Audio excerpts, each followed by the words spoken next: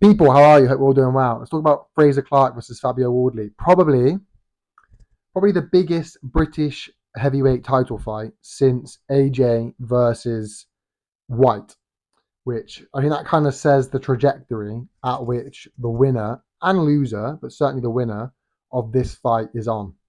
They're clearly on quite a good trajectory, quite a high trajectory. Going to be, certainly a very promising prospect. So we'll start with Fabio Wardley. I think Fabio Wardley's 17-0, his record. And looking at his most recent fight, because he hasn't really fought anybody of major note, other than his recent fight, which I believe was on the Ngannou Fury undercard, was David Adley. And that was a good fight. It was a very close fight. I think maybe David Adley was a slight favourite going in. It was certainly very 50-50. And the fight, I think, for the most part, reflected a 50-50 fight. It was very close. And obviously, Fabio Wardley won by stoppage. Quite a good stoppage, actually. Very good stoppage quite late on. But he just got to him, didn't he? He got to David Adley at the end. And it showed because he stopped him in a very good fashion in what was a very close fight. I think that's kind of proved the level he's on. I think it's probably the best competition he's had, but he looked good. He did look good. He didn't look unbelievable, but he looked good, certainly British title level. Compare that with the Frazer Clarke and his record. Now, Frazer Clarke hasn't really fought anyone worth mentioning. There's a couple names on there, but no one worth mentioning. I'm not going to direct the video by talking about that. So I think in terms of professional records, Fabio Wardley's got the better one, right?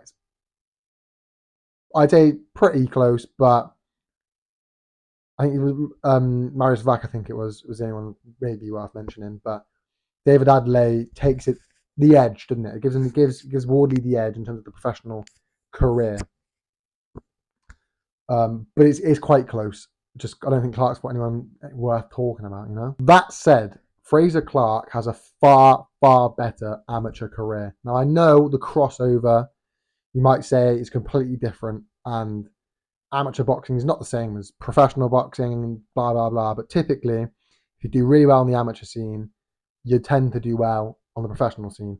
And Frazer Clarke has a far superior amateur career and record than Fabio Wardley.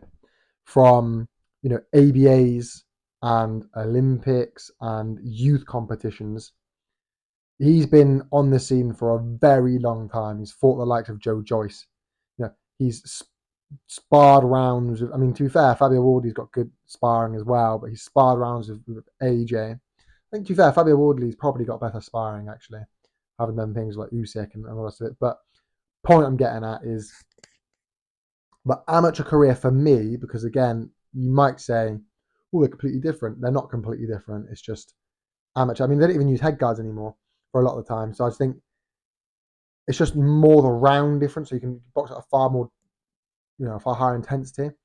But the amateur career, I think, of Frazer Clarke probably evens the scale with Fabio Wardley's professional record. Because it doesn't hold as much weight, obviously. But it does hold weight.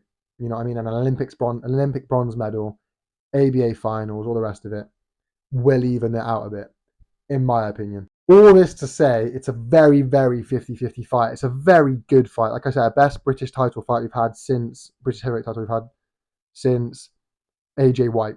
And like I said, that's a testament to say where they're going, what their futures hold. Because look at AJ and White. White's gone missing now, but look at AJ and White, the career they went on to have. I think will hold testament to see where these guys go.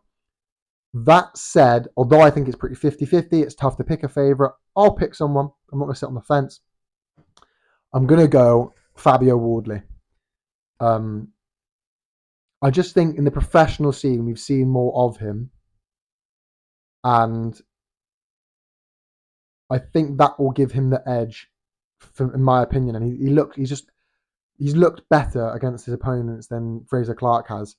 And I think for that reason, I'd say he's more likely to win than Frazer Clarke. I think he'll stop him as well. I think Frazer Clarke, he lost in the amateurs to Joe Joyce. I think they fought,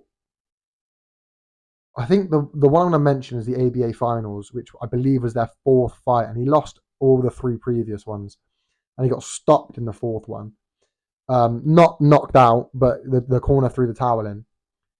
And I think that shows that if you can hit and not worry about what's being thrown at you, back at you, which we saw Fabio Wardley can do towards the end of the David Adelaide fight, that means that's what gets Frazer Clarke in deep water.